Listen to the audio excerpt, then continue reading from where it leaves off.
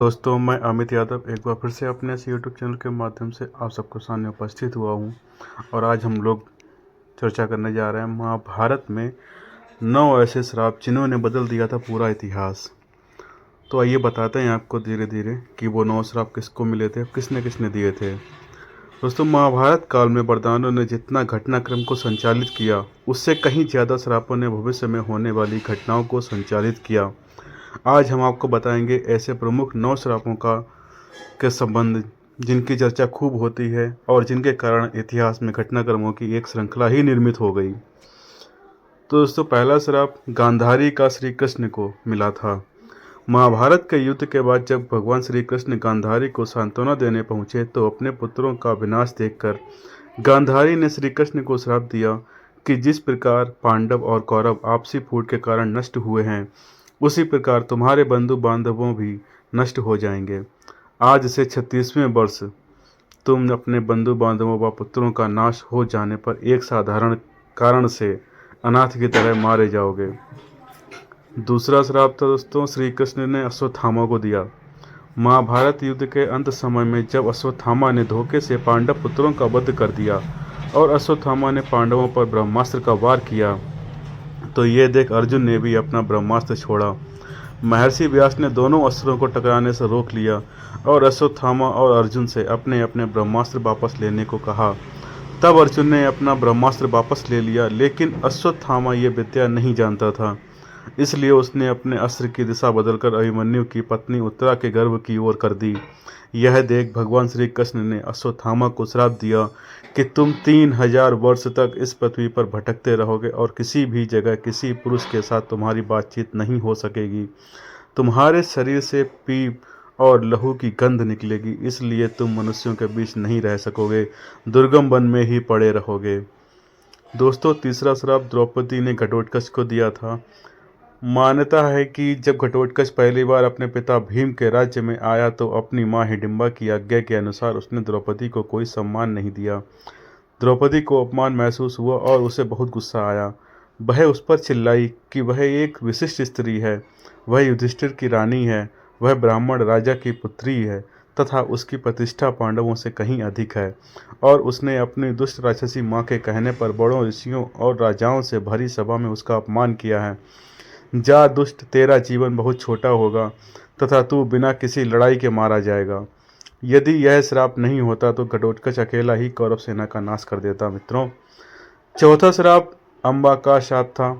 सत्यवती शांतनु के पुत्र विचित्र वीर के युवा होने पर भीष्म ने बलपूर्वक काशीराज की 3 पुत्रियों का हरण कर लिया और वे उसका विवाह विचित्र वीर से करना चाहते थे, क्योंकि भीष्म चाहते थे कि किसी भी तरह अपने पिता शांतनु का कुल बढ़े। लेकिन बाद में बड़ी राजकुमारी अम्बा को छोड़ दिया गया, क्योंकि वह साल्वराज को चाहती थी। लेकिन साल्वराज के पास जाने के बाद अम्बा को साल्वराज ने स्वीकार करने से मना कर दिया। अम्बा को परशुराम भी न्याय नहीं दिला पाए।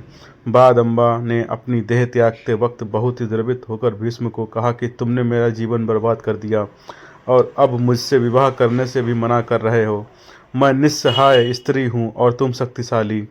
तुमने अपनी शक्ति का दुरुपयोग किया। मैं तुम्हारा कुछ भी नहीं बिगाड़ सकती, लेकिन मैं पुरुष के रूप में दोबारा जन्म लूँगी और तब तुम्हारे अंत का कारण बनूंगी। गौरतलब है कि यही अम्बा प्राण त्याग कर शिखंडी के रूप में जन्म लेती है और भीष्म की मृत्यु का कारण बन जाती है। पांचवां श्राप पांडु को दिया था ऋषि ने। भीष्म की प्रतिज्ञा के बाद कुरुवंश का इतिहास बदल गया। धृतराष्ट्र के अंधे होने के कारण पांडु को हस्तिनापुर का शासक बनाया गया। एक बार राजा पांडु अपनी दोनों रानियों कुंती और माद्री के साथ आखेट कर रहे थे कि तभी उन्होंने मृग होने के भ्रम में बाण चला दिया, जो एक ऋषि को जाकर लगा। उस समय वह ऋषि अपनी पत्नी के साथ सहवास कर रहे थे और उसी अवस्था में उन्हें बाण लग गया। इसलिए उन्होंने पांडु को श्राप दे दिया कि जिस अवस्था में उनकी मृत्यु हो रही है, उसी प्रकार जब भी पांडु अपनी पत्नियों के साथ सहवासरत होंगे तो उनकी भी मृत्यु हो जाएगी। उस समय पांडु की कोई संतान नहीं थी। अब उनके लिए यह संकट की बात हो गई थी। जब उन्होंने यह बात कुंती को बताई तो कुंती ने उन्हें ऋषि दुर्वासा द्वारा उनको मिले वरदान की बात कही। इस वरदान से कुंती किसी भी देवता या का आवाहन कर उन्हें बुलाकर उनके साथ नियोग कर सकती थीं। विवाह पूर्व उन्होंने सूर्यदेव का आवाहन किया था। जिसके चलते कर्ण का जन्म हुआ था, लेकिन कुंती ने लोक लज्जा के कारण उसे नदी में बहा दिया था। पांडु मान गए। तब कुंती ने एक एक कर कई देवताओं का आवाहन किया। इस प्रकार माद्री ने भी देवताओं का आवाहन किया। तब कुंती को 3 और माद्री को 2 पुत्र प्राप्त हुए, जिनमें युधिष्ठिर सबसे ज्येष्ठ थे। कुंती के अन्य पुत्र थे भीम और अर्जुन, तथा माद्री के पुत्र थे नकुल व सहदेव। कुंती ने धर्मराज वायु एवं इंद्र देवता का आवाहन किया, तो माद्री ने अश्विन कुमारों का। बाद में पांडु ने जब अपनी पत्नियों से सहवास किया तो वे मृत्यु को प्राप्त हो गए। फिर धृतराष्ट्र को सिंहासन मिला। छठा श्राप मित्रों कर्ण को मिला। जब द्रोणाचार्य ने कर्ण को ब्रह्मास्त्र विद्या सिखाने से इनकार कर दिया, तब वे परशुराम के पास पहुंच गए। परशुराम ने प्रण लिया था कि वे इस विद्या को किसी ब्राह्मण को ही सिखाएंगे, क्योंकि इस विद्या के दुरुपयोग का खतरा बढ़ गया था। उस काल में तापस, कुशाग्र, विनम्र, ब्रह्म ज्ञाता और विद्यावान लोगों को ही ब्राह्मण कहा जाता था। कर्ण यह सीखना चाहता था, तो उसने परशुराम के पास पहुंचकर खुद को ब्राह्मण का पुत्र बताया और उनसे यह विद्या सीख ली। परशुराम ने ब्रह्मास्त्र के अलावा कर्ण को अन्य सभी अस्त्र शस्त्रों की शिक्षा दी थी। बाद में जब परशुराम को इस विश्वासघात का पता चला, तो उन्होंने कर्ण को श्राप दिया कि तुमने मुझसे जो भी विद्या सीखी है वह झूठ बोलकर सीखी है, इसलिए जब भी तुम्हें इस विद्या की सबसे ज़्यादा आवश्यकता होगी तभी तुम इसे भूल जाओगे, कोई भी दिव्यास्त्र का उपयोग नहीं कर पाओगे। सातवां श्राप मित्रों अर्जुन को मिला। अर्जुन सशरीर इंद्र सभा में गया तो उसके स्वागत में उर्वशी, रंभा आदि अप्सराओं ने नृत्य किए। अर्जुन के रूप सौंदर्य पर मोहित हो उर्वशी उसके साथ निवास स्थान पर गई और प्रणय निवेदन किया। साथ ही इसमें कोई दोष नहीं लगता, इसके पक्ष में अनेक दलीलें भी थीं, किंतु अर्जुन ने अपने दृढ़ इंद्रिय संयम का परिचय दिया। उर्वशी अपने कामुक प्रदर्शन और तर्क देकर अपनी काम वासना तृप्त करने में असफल रही तो क्रोधित होकर उसने अर्जुन को 1 वर्ष तक नपुंसक होने का शाप दे दिया। अर्जुन ने उर्वशी से शापित होना स्वीकार किया, परंतु संयम नहीं तोड़ा। जब यह बात उनके पिता इंद्र को पता चली तो उन्होंने अर्जुन से कहा, हे पुत्र, तुमने तो अपने इंद्रिय संयम द्वारा ऋषियों को भी पराजित कर दिया। तुम जैसे पुत्र को पाकर कुंती वास्तव में श्रेष्ठ पुत्र वाली है। उर्वशी का शाप तुम्हें वरदान रूप सिद्ध होगा। भूतल पर वनवास के 13वें वर्ष में तुम्हें अज्ञातवास करना पड़ेगा। उस समय यह सहायक होगा। उसके बाद तुम अपना पुरुषत्व फिर से प्राप्त कर लोगे। इस शाप के चलते अज्ञातवास के समय अर्जुन ने विराट के महल में नर्तक वेश में रहकर विराट की राजकुमारी को संगीत और नृत्य विद्या सिखाई थी। तत्पश्चात वे शाप मुक्त हो गए थे। आठवां श्राप मित्रों दुर्योधन को मिला। एक बार धृतराष्ट्र के दरबार में महर्षि मैत्रेय उपस्थित हुए। मैत्रेय जी ने कहा कि राजन, तीर्थ यात्रा करते हुए वहाँ संयोगवश काम्यक वन में युधिष्ठिर से मेरी भेंट हो गई। वे आजकल तपोवन में रहते हैं। उनके दर्शन के लिए वहाँ बहुत से ऋषि मुनि आते हैं। मैंने वहीं यह सुना कि तुम्हारे पुत्रों ने पांडवों को जुए में धोखे से हराकर वन भेज दिया। वहाँ से मैं तुम्हारे पास आया हूँ। उन्होंने धृतराष्ट्र से इतना कहकर पीछे मुड़ते हुए दुर्योधन से कहा, तुम जानते हो पांडव कितने वीर और शक्तिशाली हैं। तुम्हें उनकी शक्ति का अंदाजा नहीं है। शायद इसलिए तुम ऐसी बात कर रहे हो, इसलिए तुम्हें उनके साथ मेल कर लेना चाहिए।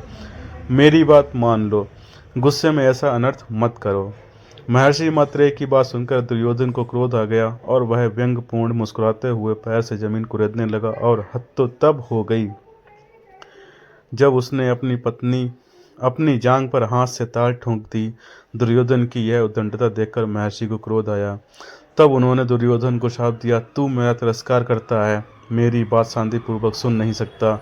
जाओ दंडी, जिस जंघा पर तू ताल ठोंक रहा है उस जंघा को भीम अपनी गदा से तोड़ देगा।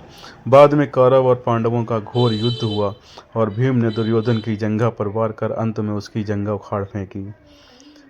9वां श्राप मित्रों श्रृंगी ऋषि का परीक्षित को मिला था। पांडवों के स्वर्गारोहण के बाद अभिमन्यु के पुत्र परीक्षित ने शासन किया। उसके राज्य में सभी सुखी और संपन्न थे। एक बार राजा परीक्षित शिकार खेलते खेलते बहुत दूर निकल गए। तब उन्हें वहां मौन अवस्था में समीक नाम के ऋषि दिखाई दिए।